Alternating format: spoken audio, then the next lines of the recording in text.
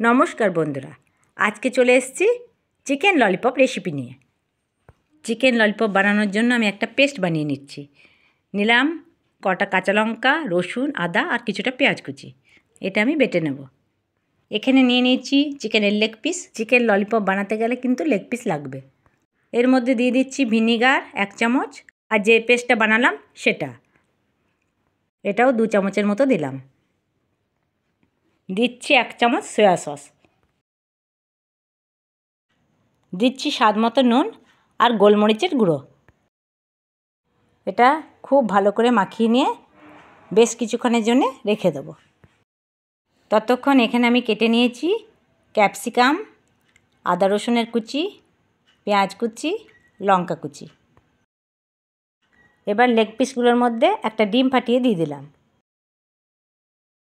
আর দিয়ে দিলাম কিছুটা কর্নফ্লাওয়ার, এই 2 চামচ মতো দিলাম। এটাকেও খুব ভালো করে মাখিয়ে নেব চামচের সাহায্যে। আপনারা চাইলে হাত দিয়েও মাখাতে পারেন। দেখুন খুব ভালোভাবে মাখিয়ে নিয়েছি।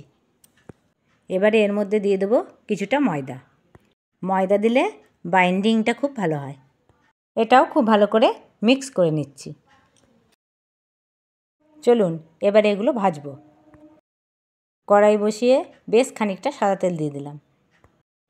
তেলটা ভালো করে গরম হয়ে গেলে এবার আমি এক এক করে এগুলো ভাজবো। ভাজার সময় গ্যাসের ফ্লেমটা একদম কমিয়ে রাখবেন, তাহলে ভেতর অবধি মাংসটা ভাজা যাবে আর কাঁচাও লাগবে না। তাই অবশ্যই গ্যাসের ফ্লেমটা কমিয়েই ভাজবেন। খুব ভালো করে উল্টে পাল্টে ভেজে নিয়েছি। এবার আমি তুলে নেব। একইভাবে আমি বাকি পিসগুলো এক এক করে ভেজে নেব।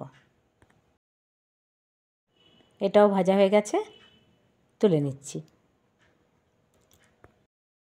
এখানে একটা বাটিতে আমি নিয়ে নিচ্ছি 2 চামচ টমেটো সস, 1 চামচ চিলি সস, 1 চামচ সোয়া সস,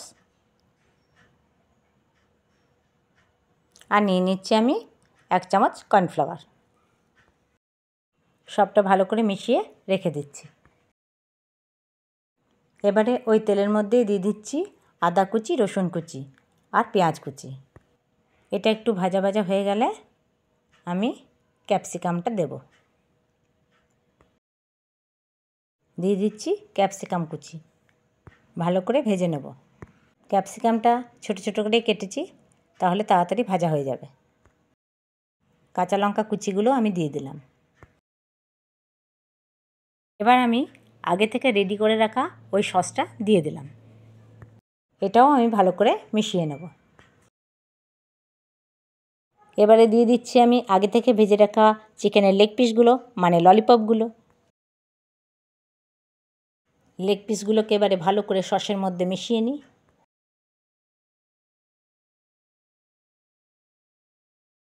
দিয়ে দিচ্ছি সামান্য গোলমরিচের গুঁড়ো আর একটু নুন। এটা ভালো করে মিশিয়ে নিলেই চিকেন ললিপপ একদম রেডি।